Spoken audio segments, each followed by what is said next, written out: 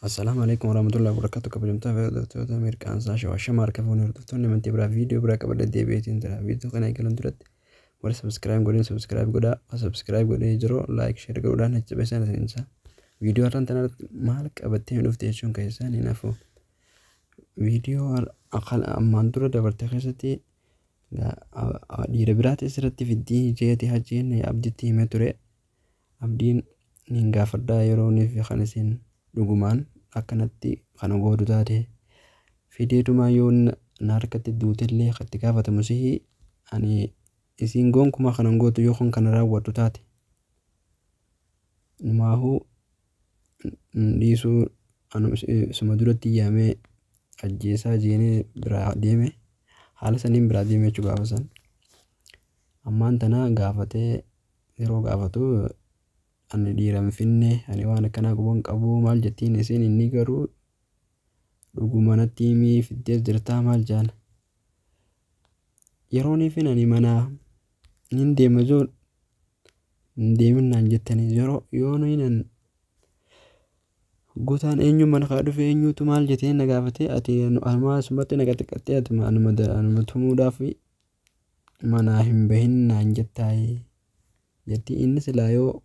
isiin baatus maal ofirra kaate deemuu qabdi yoo deemtee isaa deemtu yoo jaalasii qabaachuu baate feetu dhiiste jaartii isaan taane wanni tumuufis hin jirtu nama tokko yoo dhimmi tokko walitti hin fidu jiraate malee dhimma tokko walitti hin qaban isaan amma yoo isiin akkamumatti osoo hin jiru maqaan balleessite dhiira biraa hajjiin sirra fiddinaan jee ati dhiiraa naan jeeti kamumatti mana fiddii jaaninne garuu silaa mana fidu yoo kan isiin fiddu taates fiduun qabdu isin garuu dhiira mana fidu jechuus hin qabdu haa taatu inni maaliif akkas taate maaliyyoo manuma keessaa yoo deemtillee haa deemtu yoo deemtillee haa deemtu maalummaa isa dararees hin qabu firraatti dhiisee maalumaa tumuun jaartii isaan taane ilmoo isaatii miti ulee itti fudhatee tumuudhaaf kanaan eenyutu manaa bihe eenyutu mana deebi'ee jee maalumaatu isa darare. Yoo jaalasii qabaatee fuudhu guutakka maariyyoo naggoote guutakka maaliyyoo jeetuma dubbachaaluun silaa waan namatti irraa hin fakkaanne jaaluma yoo qabaate jaalasii kan dhugamaan ni naare caa garuu akka nama jaalasii qabu ni fakkaata haa taatu garuu yoo barbaade fuudhu qaba malee wanni eenyutu asii bihe eenyutu achi hin deebi'ee maal jee nama gaafachaa oolu hin jirtu.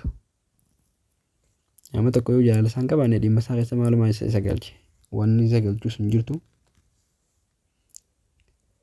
firraatti dhiisuu qabaa manuma isaatii firraa baasu mana yoo harkatti jirtee hojii eega jaan manuma sanitti deemtee haa galtu akkasiin jaaqabamtoota fi hordoftoota kiyyaa hanga viidiyoo biraatti walitti deebinuu. Assalaamu alaikum warahmatullahi wabarakatuh.